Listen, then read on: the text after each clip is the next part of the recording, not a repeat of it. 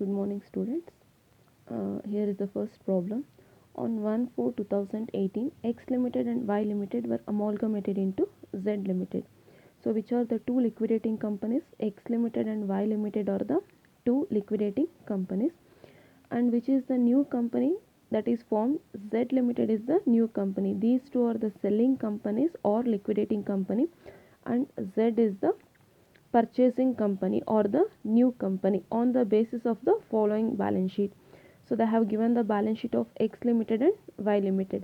So first we have to identify. First ನಾವಿಲ್ಲಿ identify ಮಾಡಬೇಕು ಯಾವುದನ್ನು ಎಲ್ಲೆಲ್ಲಿಗೆ ಟ್ರಾನ್ಸ್ಫರ್ ಮಾಡಬೇಕು ಅಂತ ಹೇಳ್ಬಿಟ್ಟು. ಅಂದರೆ ರಿಯಲೈಸೇಷನ್ ಅಕೌಂಟ್ಗೆ ಏನು ಟ್ರಾನ್ಸ್ಫರ್ ಮಾಡಬೇಕು, then what is to be transfer to the equity share holders account. Paid up capital equity share holders account. Creditors liability ಆಗಿರೋದ್ರಿಂದ ರಿಯಲೈಸೇಷನ್ ಅಕೌಂಟ್ಗೆ ಟ್ರಾನ್ಸ್ಫರ್ ಮಾಡಬೇಕಾಗತ್ತೆ.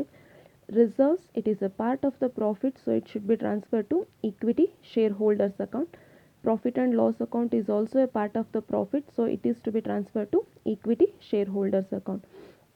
And all the assets, goodwill, building, plant, stock, debtors and cash, these three are fixed assets and these three are the current assets.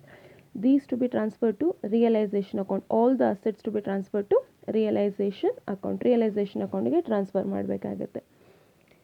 Buildings of both the companies to be written off by 10% written off ಆಗ್ತದೆ.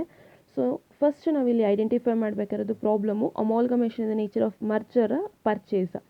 ಇದು purchase method ಆಗುತ್ತೆ. ಯಾಕಂದರೆ ಇಲ್ಲಿ ನಾನು ಹೇಳಿದ್ದೀನಿ purchase ಮೆಥಡ್ಗೆ ನಿಮಗಿರೋ hint ಒಂದೇ ಒಂದು asset ಅಥವಾ ಒಂದೇ ಒಂದು ಲಯಬಿಲಿಟಿ ರಿಯಲೈಸ್ ಆಯಿತು ಅಂದರೆ the problem is based on amalgamation in the nature of purchase method ಆಗುತ್ತೆ. ಅಥವಾ ಅವರೇ ಸ್ಪೆಸಿಫೈ ಮಾಡಿ ಕೊಟ್ಟಿರ್ತಾರೆ. Or else if the purchase consideration is discharged in the form of ಕ್ಯಾಶಲ್ಲಿ ಏನಾದ್ರು ಡಿಸ್ಚಾರ್ಜ್ ಮಾಡ್ತಿದ್ದಾರೆ along with equity shares if the have discharged in the form of ಕ್ಯಾಶಲ್ಲಿ discharge ಮಾಡಿದ್ರು ಪರ್ಚೇಸ್ ಮೆಥಡ್. ಇಲ್ಲಿ ಫಸ್ಟ್ ನೀವು ಐಡೆಂಟಿಫೈ ಮಾಡ್ಬೋದು. ಇಲ್ಲಿ ಅಸೆಟ್ಸು ರಿಯಲೈಸ್ ಆಗ್ತಿದೆ. So the problem is based on amalgamation in the nature of purchase ಮೆಥಡಲ್ಲಿ problem based ಆಗಿದೆ. So buildings of both the companies to be written off by 10%, ಅಂದರೆ 10% reduce ಮಾಡಬೇಕಾಗತ್ತೆ.